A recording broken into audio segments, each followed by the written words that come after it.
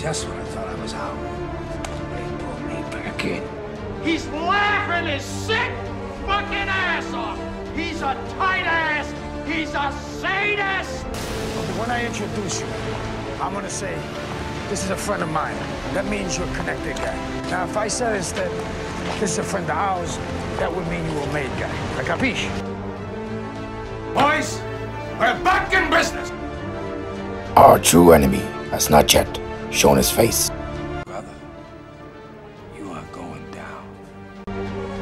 Hooah!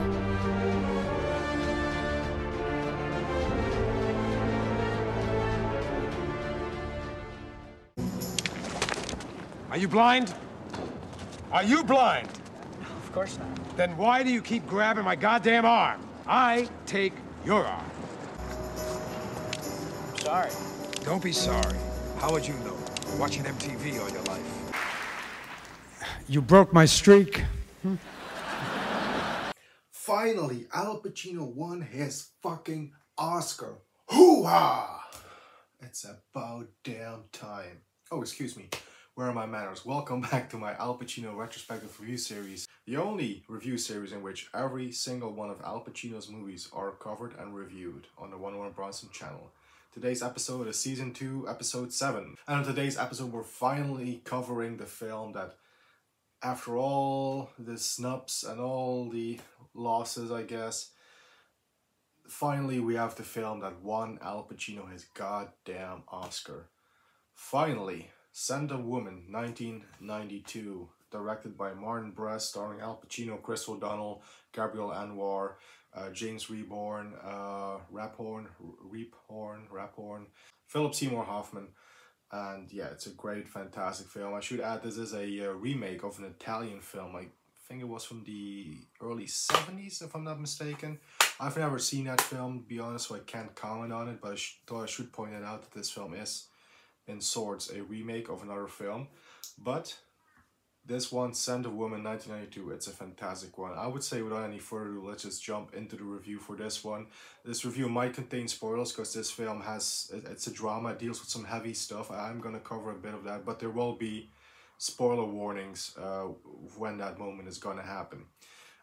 If you're watching this on playback, this won't be a problem because you can just skip to the timestamp, but if you're watching this on the premiere as I have it, and you don't want to get spoiled at the point where I'll say, you know, spoilers from this point on, just go away, come back after the premiere, and you can skip to the timestamp, because I know that the timestamp, of course, doesn't work when it's a premiere. But anyway, let's just go in and cover Scent of Woman from 1992 by Martin Brest. Yeah, great film. Here we go. The plot of the movie goes as follows.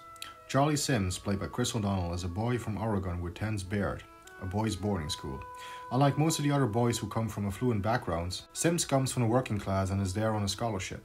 He hangs around with George Willis, played by Philip Seymour Hoffman, who's a daddy's boy, and his friends. Now George's friends decide to pull a little prank on the pompous headmaster, played by James Rebhorn. The headmaster learns that Charlie and George know who pulled the prank, and they refuse to say who.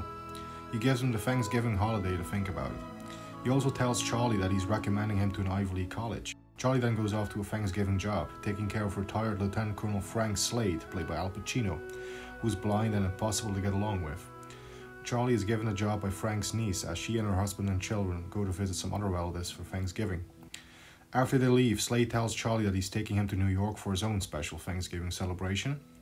Included in his New York travel plans are stay at a nice hotel, eat an agreeable meal, visit his brother, nothing like family after all, and make love to a terrific and beautiful woman. And then, well, let's just say watch the movie to find out, because it's a big part of the story and arc of both characters. Al Pacino is absolutely captivatingly wonderful and fires at all cylinders as this character. He starts out as a character you sort of don't like at first, but as during the movie we discover what this character is all about, the character definitely grows on you over the course of the movie, and you care for him and what will happen to him.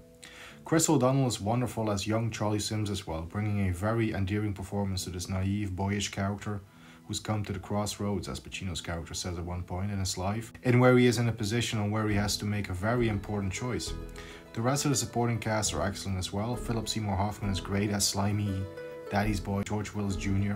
James Rebhorn, who would work with Pacino again in the following year on his next film, does a very solid job as well as Headmaster Trask. Gabrielle Anwar, despite having only one scene, manages to stand out as well, as it's a iconic and pivotal scene that she appears in. As you might have noticed, I've tried to keep things spoiler free so far, but in this little section here I will discuss some spoilers, so skip to the timestamp on screen if you want to avoid spoiler talk. You ready? Okay, final warning. Skip to the timestamp to avoid spoilers. 3, 2, 1, you have been warned. Here we go.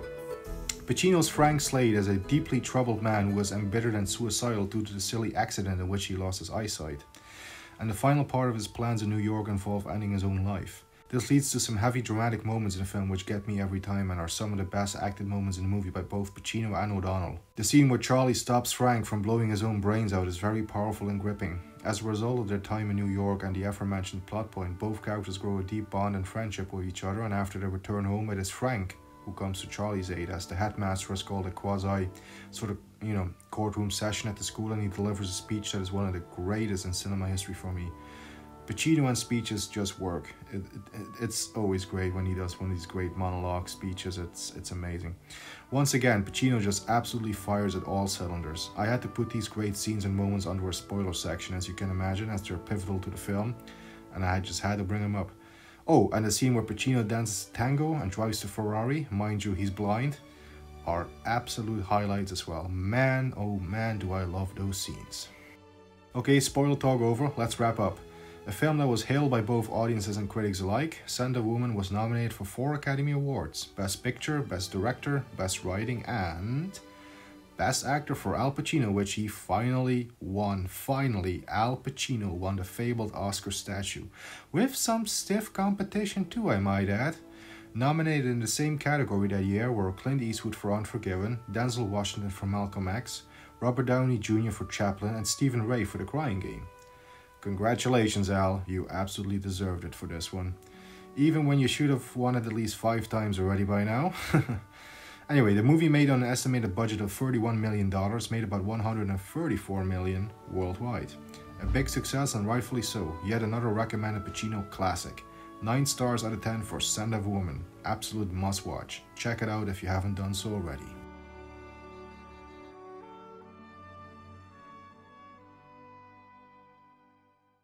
So there you guys have it. That was my review for 1992 Scent of Woman. Like I said, 9 stars out of 10. I think it's a damn well-made film, well acted. Some great performances across the board by everybody supporting actors. But let's be honest, this movie is the Al Pacino show. This is Al Pacino on full display, you know, showcasing all of his acting abilities. I mean, he's blind in this film. You believe he's blind, and he doesn't wear any prosthetics. You know, no fake contacts or whatever to make him seem blind. No, he has his own eyes, but it's just he doesn't focus on anything. You know, Pacino sort of taught himself not to focus on stuff throughout the entire film, and he kept it up actually, you know, when the cameras weren't rolling. So throughout the entire shooting period, he was, for all intents and purposes, blind. Truly a method actor, and a truly, truly fantastic performance. I think it's absolutely right that he won for the Academy Award for this one. However, as I have stated numerous of times, he should have had 5 Oscars by this point, let's face it.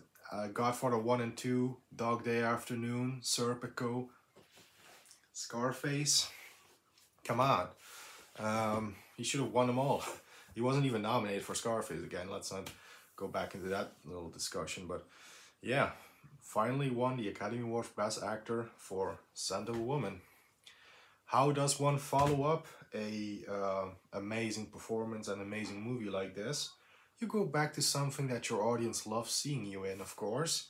So in 1993, the following year, Al Pacino teamed up with director Brian De Palma yet again for 1993's Carlito's Way, co-starring Sean Penn. That's coming up in the next episode. Another gangster epic. Not in the same vein as Scarface, but a lot of people do say there are plenty of similarities to Scarface, and there certainly are, but we're going to cover that in the next episode. So stay tuned for that one. So take care, stay safe and healthy, keep punching, and we will see you in the next episode. So long for now.